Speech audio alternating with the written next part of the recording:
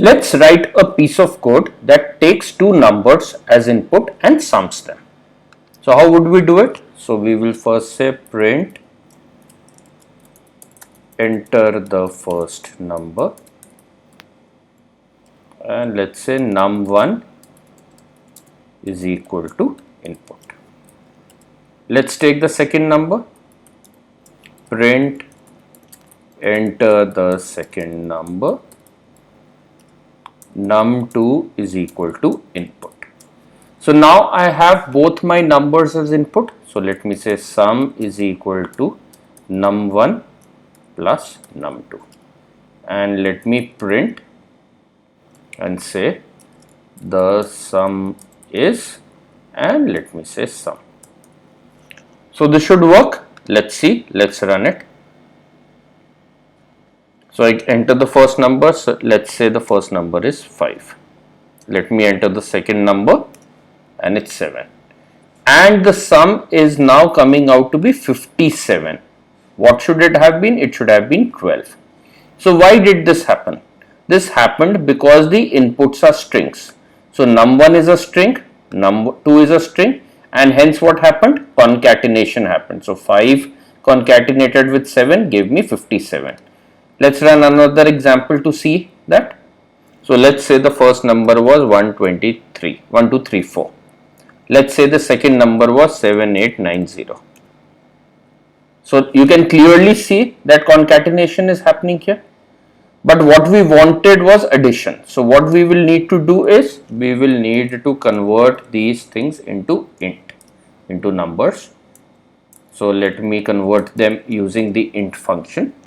So what does the int function do? So the int function takes this string and converts it into an integer. So 0, 1, 2, minus 1. So these are integers. So now let's run it. So now let's say I put in 5 and I put in 7, and what do I get? I get the sum as 12. So now I have been able to add them. Let's test it again. So now let's put it as say 100. Let's put the other number as say 234. So it should be 334. So we have gotten the sum. Let's run them again. Let's say now that my numbers are 2.5 and 4. Now it's given me an error. So this is an error that happened because I am using int here, but this number I entered was 2.5. This is a decimal number. So if we are expecting decimal numbers, we should use float. So if I use float here for both my numbers, then this would work. So let me say run. So it's saying enter the first number. So now let me put in the same value 2.5. Let me enter the same number 4.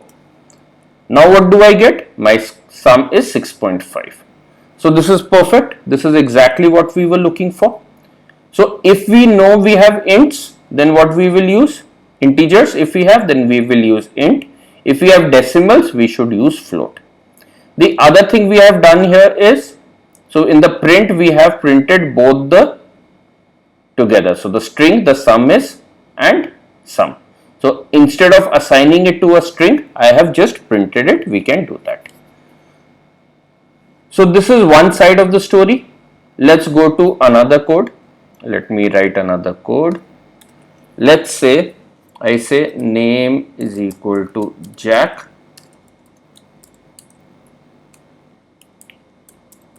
Subject is equal to say maths, and let's say James got 84 marks in maths. So now let me make a string s1 is equal to Jack, or Jack is name, plus, and let me put a colon, and let me put marks, and let me now print s1. So I want to create the string Jack colon 84, and let me print s1. Now when I run it, what happens? So I again get an error, and what is the error? We should always learn to read these messages. So the type error, they tell us a lot of things. So two things it's telling me. First, in line 4 there is an error. So which is line 4? This is line 4. So I can debug my error if I read it. Second thing, it's telling me type error can only concatenate string, not int to string. str means string. So what are we doing? Name is a string, there is no problem. Marks, what type is marks? Marks is an integer.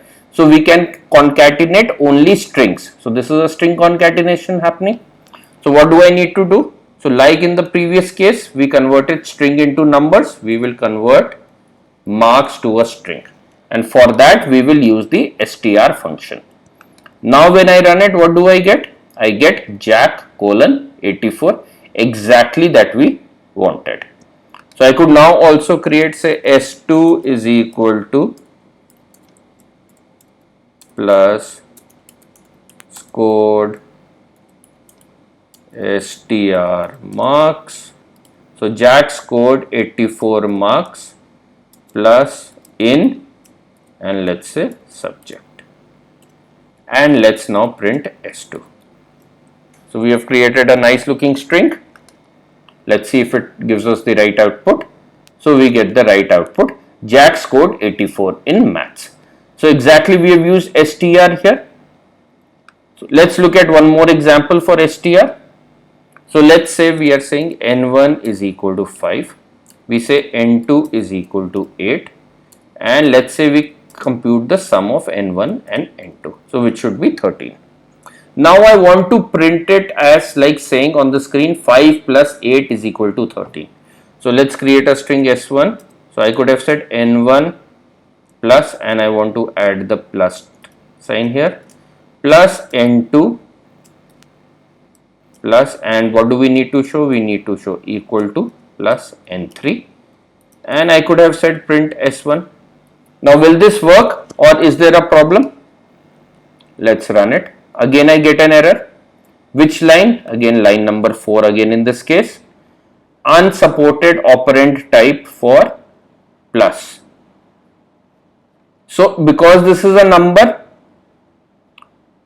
so and we are adding a string to it, it is not being able to add it. So what should we do? We will convert all of them into strings. So strn1 plus strn2 plus strn3. Let's now run the code. Let's see what do we get. So we get the output 5 plus 8 is equal to 13. Let's change the output and test it again. So let's say 300 and 566 or 5667. Let's change the size. So we have gotten the output 300 plus 5667 is equal to 5967. So what are the two things we have learned? We have learned how to convert a string into a number, a integer or a decimal, and the reverse, how to convert a number back into a string. This can also work for decimals. So suppose I had 3.67.8. Now if I run it, what do I get? I get 3.67 plus exactly what I wanted. So this is how we can use str.